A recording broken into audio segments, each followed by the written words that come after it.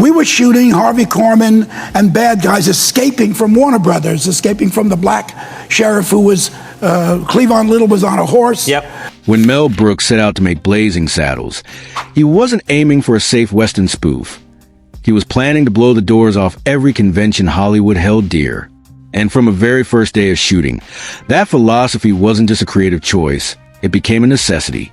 The production began with a disaster that could have derailed everything. The role of the Waco Kid, a central figure in the story, had originally gone to Gig Young, a seasoned, Oscar-winning actor with the classic look of a weathered gunslinger. The studio trusted him, thinking his serious demeanor would lend the film credibility. But when the cameras rolled for his first scene, a simple one inside a jail cell, something was clearly wrong. His hands shook, his voice cracked, and halfway through the take, he collapsed. At first, people thought it was part of the act, but the truth was far more alarming. Young was in the throes of severe alcohol withdrawal. Within hours, he was gone from the project entirely. Brooks, unfazed, stepped away from the chaos and made a single phone call to someone he knew could save the role without hesitation, Gene Wilder. No casting process, no table read, no negotiating. He simply asked Wilder to be on a plane the next day.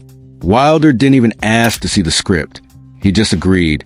Less than 24 hours later, still jet-lagged and unprepared, Wilder walked onto the set and, when the camera rolled, inhabited the Waco Kid so completely that nobody ever questioned whether he belonged there. Wilder wasn't the only quiet force shaping the movie. Long before filming, Mel Brooks had brought in Richard Pryor to help write the script. Pryor's contribution went far beyond punchlines. His humor carried a weight and danger that gave the story its sharpest edge. He wasn't interested in playing it safe. He wanted to go straight for the jugular, tackling racism and hypocrisy with fearless satire. Brooks wanted him in the starring role as well, believing Pryor's unique ability to make audiences laugh while making them squirm would give the movie a charge like nothing else. The studio, however, couldn't see past Pryor's controversial public image and decided against casting him, fearing bad press and unpredictable behavior. Instead, the role went to Cleavon Little, whose smooth delivery, wit, and unflappable cool made him unforgettable. Still, Pryor's voice echoed to the entire film. His influence on the script ensured that its humor kept its bite, even if he wasn't wearing the sheriff's badge on screen. When the finished cut was first shown to Warner Brothers executives, the reaction was icy. They weren't laughing, they were shocked. Between the racial satire, the fart jokes, the slurs, the slapstick violence, including an infamous scene where a horse gets punched, and the general lawlessness of tone, they thought the film was commercial suicide. The plan was to quietly bury it, lock it in a vault, pretend it never happened. Brooks, however, insisted on at least one unedited test screening with a real audience. For the first 20 minutes of that screening, silence gripped the room. Then came the moment that turned everything around. A group of cowboys sat around a campfire eating beans, and one of them let out a loud, unapologetic fart. Then another joined in, then another, until the scene dissolved into a ridiculous chorus of flatulence. It was juvenile, crude, and entirely unprecedented in a mainstream Hollywood movie. And the audience roared. Laughter bounced off the walls. People wiped away tears, and the spell of hesitation was broken. That single scene gave viewers permission to embrace the absurdity. And from then on, the theater was alive with laughter until the credits rolled. Suddenly, the studio realized they might have something they couldn't ignore. When Wilder agreed to play the Waco Kid, he made one stipulation. He would not play the part for laughs. Instead, he would portray him with a weary dignity, almost tragic in his drunken, ghost-like detachment. Brooks didn't hesitate to agree, and the choice became one of the film's secret weapons. While the rest of the cast dove headfirst into broad, chaotic comedy, Wilder remained calm, dry, and razor-sharp, delivering some of the film's funniest lines without breaking a smile. The contrast made those moments even more effective. The Waco Kid wasn't just a comic sidekick. He was a fallen legend quietly navigating madness. The movie had survived more than just audience skepticism. It had to get past the censors, who were far from amused. They flagged entire pages of the script. Racial epithets, sexual innuendo, religious jabs, Nazi jokes. One even warned Brooks that releasing the film as written would end his career. Brooks refused to compromise. Every line was deliberate, every provocation intentional, and he argued that dulling the blade would destroy the point of the movie. Even the opening Up Yours exchange, now iconic, was the subject of days of debate before Brooks prevailed. For him, the movie was about cutting to the heart of hypocrisy and bigotry. Softening it would make it meaningless. Cleveland Lil's performance made history as one of the first major comedic leads for a black actor in a Hollywood film, but it came at a personal cost. During filming, Lil received hate mail, some letters laced with slurs, others containing threats. While the satire was aimed at mocking racism, some viewers couldn't or wouldn't separate fiction from reality, directing their bigotry at him. Brooks later recalled that Lil handled it all with grace, never letting it affect his on-set demeanor, always delivering his lines with composure. Still, the reality of those attacks was a painful reminder of the truths the film was mocking. Among the outrageous moments that cemented Blazing Saddles in movie history was the infamous scene where a cowboy punches a horse. Incredibly, the punch was real, not a special effect. It was carefully planned with a trained horse and an experienced stuntman, but nonetheless, it was a single, shocking take that would be unthinkable to film today. Brooks described it as so outrageous it felt like a dare, and its inclusion told audiences from that moment forward that nothing was off limits. The villain of the film, Hedley Lamar, wasn't just a comically pompous figure. He was a thinly veiled parody of a real Hollywood executive Brooks had crossed paths with, someone prone to grandstanding, avoiding actual work, and stealing credit. While Brooks never publicly named the inspiration, those in the industry suspected the truth.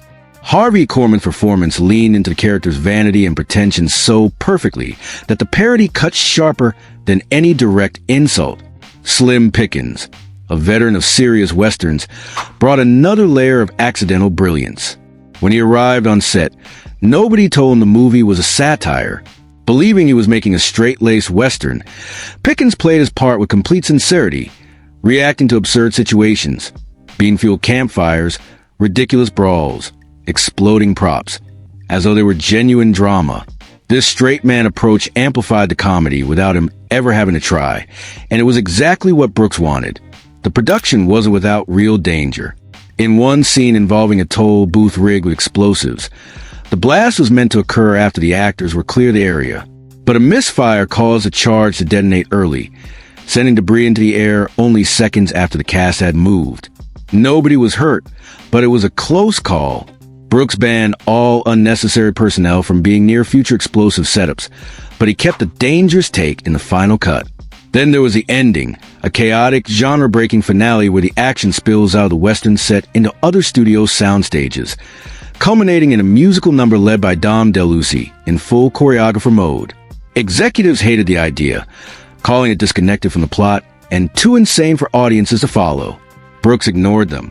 The number was barely rehearsed, with DeLuise improvising much of his dialogue, and the dancers thrown into the madness with minimal preparation. What could have been a throwaway gag became the perfect capstone to a movie that thrived on breaking its own rules. When one studio executive saw the ending, he asked Brooks why the characters left the movie. Brooks simply replied, "Because it's over," refusing to explain further. If you had to ask, you probably weren't the target audience. Brooks himself appears on screen in 3 separate roles: Governor William J. Lepidemain, a Yiddish-speaking Native American chief, and the flamboyant director in the final movie within a movie. These cameos were barely rehearsed. Brooks would throw on a costume, scribble down some lines, and shoot. It was his way of satirizing the whole system from multiple angles, without ever slowing the film's chaotic momentum. Despite its commercial success and cultural impact, Blazing Saddles left the Academy unmoved. It received a handful of nominations but no wins, a snub Brooks later joked about by saying they didn't give him Oscars, but they gave him something better: repeat airings. The audience's love was proof enough that the movie had achieved something lasting. The studio, sensing the film's popularity, tried to capitalize with a network sitcom called Black Bart, a sanitized, laugh-track version of the story stripped of its edge. The result was lifeless. It was never broadcast, surviving only as a rights preservation maneuver, and Brooks never acknowledged it. To him, some stories either hit with full force or not at all. Even the film's title caused friction before production. Executives thought Blazing Saddles sounded like the name of a pornographic movie and pushed for safer alternatives like Tex or Black Bart Rides Again. Brooks laughed them off, insisting the ridiculousness of the title was part of the joke and set the tone for the entire project. The name stayed and became one of the most memorable in cinema history. Brooks has said repeatedly that Blazing Saddles could not be made today. The political and cultural climate has shifted, and the razor-edge satire that defined the movie would never make it past modern studio caution. But he doesn't regret that. It was a product of its time, designed to offend everyone equally, so that nobody could hide behind polite silence. It was lightning in a bottle, pulled off once and never to be repeated. Behind the scenes, the cast and crew often struggled to keep straight faces. The campfire scene, Slim Pickens' lines, Brooks' cameos, all of them derailed takes because people behind the camera couldn't stop laughing. Sometimes even boom operators or assistant directors had to be removed from set to prevent their laughter from bleeding into the audio. Brooks would joke between takes, telling them to stop enjoying the movie. We're still making it. That sense of joy permeated the final product, making it impossible not to feel the fun the cast had in bringing it to life. One of the final behind-the-scenes stories involves the legendary John Wayne. Brooks offered him a cameo which Wayne loved, but turned down, saying his fans would never forgive him. Still, he promised to be first in line to see it, and on opening night, he kept his word. It was a kind of blessing from the king of the westerns to the film that gleefully tore the genre apart. And in a production filled with egos, chaos, and near accidents, the most pampered cast member wasn't even human. One of the lead stunt horses had its own trailer, complete with padded flooring, cooling fans, and a personal handler, while some actors had to share cramped dressing spaces. Gene Wilder joked that the horse had better accommodations than he did. Brooks admitted the animal deserved it. It hit its marks, followed direction, and, unlike many human co-stars, never broke character. Brooks thrived in that space, where everything looked like it might collapse at any second but somehow landed on its feet. He treated the set like a playground and a pressure cooker at the same time, where improv could change an entire scene and absurdity wasn't just allowed but encouraged. There was a sense that everyone involved knew they were making something risky, even dangerous in a career sense, but that it was worth it. That atmosphere made the laughs on screen feel alive because they often were, moments caught between actors struggling not to break and crew members biting their tongues to keep from ruining a take. Gene Wilder's late arrival only heightened that energy. Because he had no rehearsal time, his delivery had a raw, almost accidental magic to it. He didn't overthink his role, which fit perfectly with the Waco Kid's detached, almost spectral demeanor. Wilder's quiet humor was the eye of the storm, grounding scenes that might otherwise have tipped too far into chaos.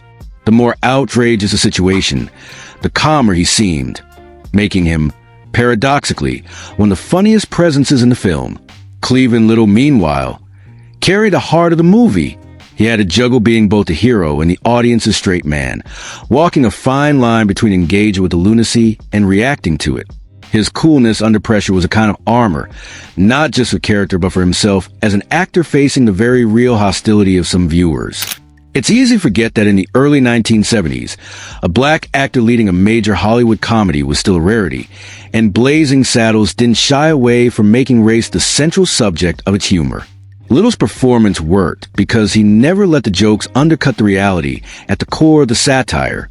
Brooks had an instinct for casting people who could play sincerity in the middle of absurdity. Slim Pickens is a perfect example. His complete unawareness that he was in a spoof made every one of his reactions priceless. The same was true for Harvey Korman's Hedley Lamar, who strutted through the movie as though he were in a grand melodrama. Even while surrounded by the most ludicrous gags imaginable, their seriousness was the punchline. Then there was Mel Brooks himself, who seemed to treat directing as only half his job. The rest was performing, both in his on-screen cameos and in the way he egged on his cast to take bigger risks. He had no qualms about throwing himself into ridiculous roles or improvising dialogue on the spot. His energy was contagious, and it set the tone for a movie that refused to follow a straight path from scene to scene. Blazing Saddles didn't just push boundaries, it bulldozed them, then danced across the rubble. It mocked racism, punctured the ego of Hollywood, and gleefully trashed every rule of filmmaking decorum. It was fearless, unruly, and utterly unapologetic.